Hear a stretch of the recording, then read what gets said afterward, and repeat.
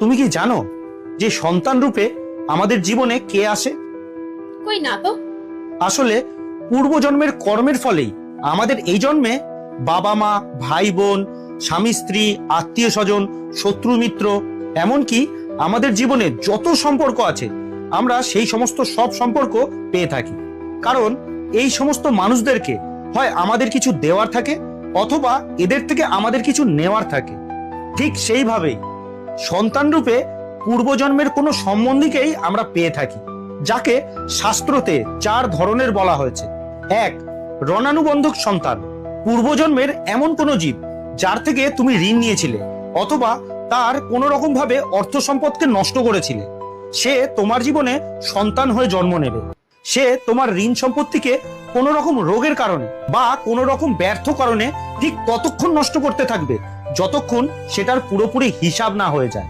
2 নম্বর হচ্ছে শত্রুপুত্র, পূর্বজন্মের কোনো শত্রু তোমার থেকে বদলা নেওয়ার জন্য তোমার ঘরে সন্তান রূপে জন্মগ্রহণ করতে পারে। বড় হওয়ার পরে সে নিজের বাবা মায়ের সাথে মারপিট ঝগড়া করবে অথবা সে কোনো রকম ভাবে তাদের সারা জীবনে কোনো না কোনো ভাবে কষ্ট দিয়েই যাবে। সে সব সময় অসম্মানজনক কথা বলে তাদেরকে অসম্মান করেই যাবে আর বাবা মাকে সবসময় দুঃখিত রেখে খুশি হবে। 3 নম্বর হলো উদাসীন পুত্র, এই রকমের সন্তান না বাবা মায়ের সেবা করে আর নাই তো কাউকে কোনো রকম ভাবে সুখ দেয়। সে নিজের বাবা মাকে নিজের অবস্থায় মরার জন্য ছেড়ে দেয়। বিয়ের পর এরা বাবা মায়ের থেকে আলাদা হয়ে যায় আর তাদের জন্য কোনো রকমের কোনো চিন্তা করে না। 4 নম্বর হলো সেবক পুত্র, পূর্বজন্মে যদি তুমি কারোর অনেক সেবা করে থাকো তাহলে সে তোমার করা সেবার ঋণ শোধ করার জন্য তোমার জীবনে সন্তান হয়ে জন্মায়। যদি তুমি বাবা মায়ের সেবা করে থাকো তাহলেই তোমার সন্তান বুড়ো বয়সে তোমার সেবা করবে, না হলে কেউ জল খাওয়ানোর মতো তোমার পাশে থাকবে না। তবে তুমি এটা ভেবো না যে এই সমস্ত কথা শুধুমাত্র মানুষের জন্যই উপলব্ধ। এই 4 ধরনের মধ্যে যে কোনো জীব হতে পারে। যেমন যদি তুমি কোনো গরুর জন্য নিঃস্বার্থভাবে সেবা করে থাকো তাহলে সেও তোমার জীবনে সন্তান হয়ে আসতে পারে।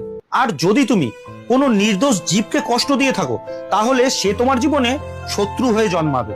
তাই জীবনে কোনোদিন কারুর খারাপ করবে না, কারণ প্রকৃতির নিয়ম হলো যে তুমি যা করবে সেটাই প্রকৃতি তোমাকে হয় এই জীবনে অথবা পরবর্তী জীবনে 100 গুণ হিসেবে ফেরত দেবে।